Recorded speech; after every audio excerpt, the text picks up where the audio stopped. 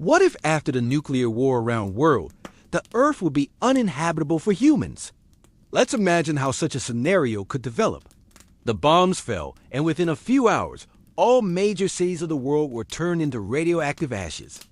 Most people died instantly from the thermal radiation of the bombs or the shockwave that followed.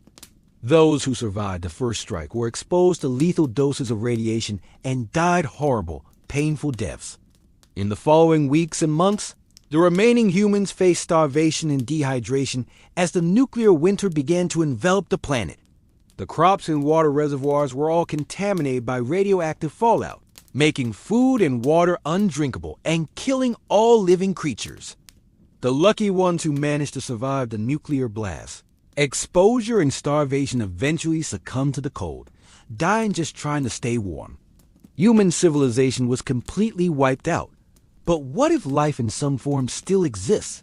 What if it would continue despite the nuclear winter that engulfed the Earth? How would it look like? Would there be any survivors? How would nature cope with this global catastrophe?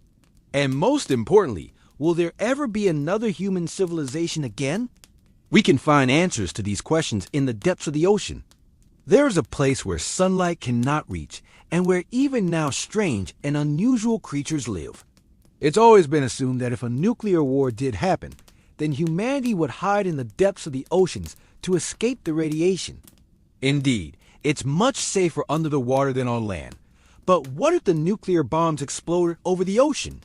Creatures living at great depths are not accustomed to the sunlight, and they don't need it. They get their food from the so-called underwater dark forests, thickets of algae growing in the absence of light. With their powerful jaws, the inhabitants of the depths could easily tear apart even an underwater nuclear submarine. If humanity tried to hide from the disaster in the depths of the ocean, only a few would have survived, mutants who could somehow adapt to high levels of radiation. Over time, they would become the ancestors of a new civilization. This is exactly how the deep ones were born, the creatures from the depths that some researchers believe could be the descendants of ancient humans who fled from the wrath of the gods and hid in the ocean. Nuclear radiation could have caused mutations, resulting in the emergence of new species, perhaps intelligent enough to build new civilizations. If we discard the hypothetical emergence of new species and focus on the classic idea of human survival after the nuclear war, then we can say that after the death of most of humanity, a few isolated groups of people could survive.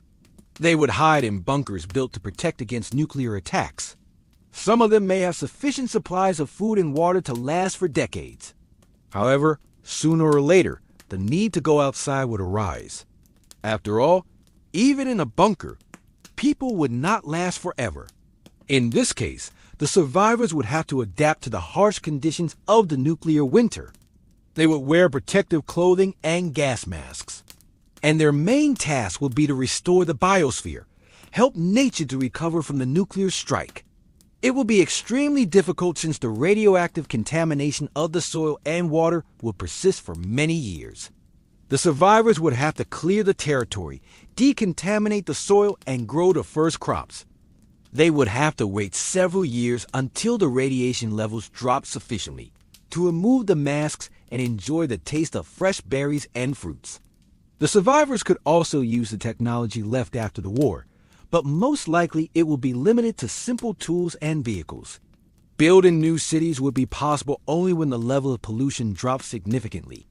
So humanity will be doomed to wander around the wasteland for several generations until the Earth's nature would fully recover. Only after that could people hope to create new settlements. Of course, all these events would be accompanied by wars between the surviving groups of people, because even in the conditions of nuclear winter, the thirst for power and land would not disappear anywhere. Humanity would have to go through many hardships before it could hope for a bright future. But if people managed to unite and help each other instead of fighting, then the recovery of the planet could come much faster. How do you think? What would be the first thing you would do after a nuclear war? Share your thoughts in the comments.